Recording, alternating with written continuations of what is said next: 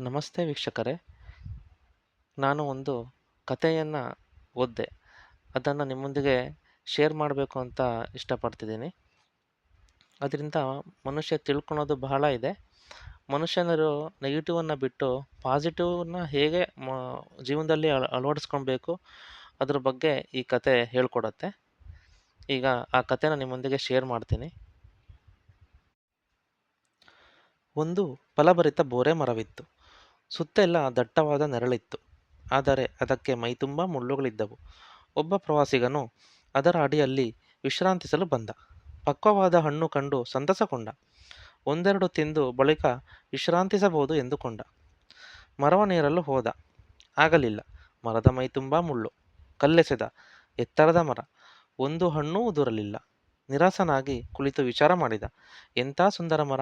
ಏನು ಪಕ್ವವಾದ ಹಣ್ಣುಗಳು! ಆದರೆ ವಿಪರೀತ ಮುಳ್ಳು. ಇದರಲ್ಲಿ ಮುಳ್ಳುಗಳಷ್ಟು ಇರದೇ ಇದ್ದರೆ ಎಷ್ಟು ಚೆನ್ನಾಗಿರುತ್ತಿತ್ತು. ಈ ಮುಳ್ಳುಗಳೇ ಇರದಂತೆ ಮಾಡುವುದು ಹೇಗೆ ಎಂದು ಚಿಂತಿಸತೊಡಗಿದ. ನಿದ್ರೆ ಬರಲಿಲ್ಲ. ಮರದಡಿ ಸುಮ್ಮನೆ ಹೊರಳಾಡುತ್ತಿದ್ದ. ಬೋರೆಯ ಮರ ಕೇಳಿತು. ಯಾಕೆ ಮಿತ್ರ ಮಲಗಲಿಲ್ಲ? ಏನು ಯೋಚನೆ? ಏನಿಲ್ಲ, ನಿನ್ನದೇ ಯೋಚನೆ ಎಂದ ಪ್ರವಾಸಿಗ. ನನ್ನದೇ ಎಂದಿತು ಮರ. ಹೌದು, ನಿನ್ನದೇ. ನಿನ್ನ ಮೈತುಂಬ ಪಕ್ವ ಫಲಗಳು ತುಂಬಿವೆ. ಆದರೆ ನಿನ್ನ ಸುತ್ತೆಲ್ಲ ಮುಳ್ಳುಗಳು ಮೆತ್ತಿವೆ.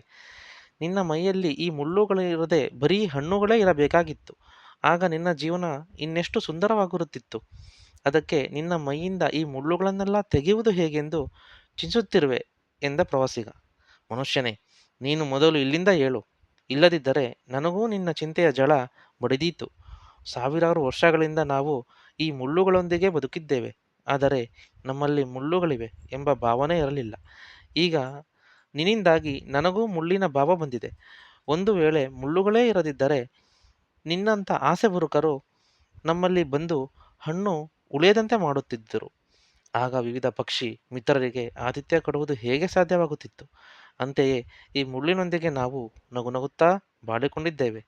ನನಗೆ ಇರದ ಈ ಮುಳ್ಳಿನ ಚಿಂತೆ ನಿನಗೇಕೆ? ನಡೆ ಎಂದಿತು ಮರ. ಧನ್ಯವಾದಗಳು.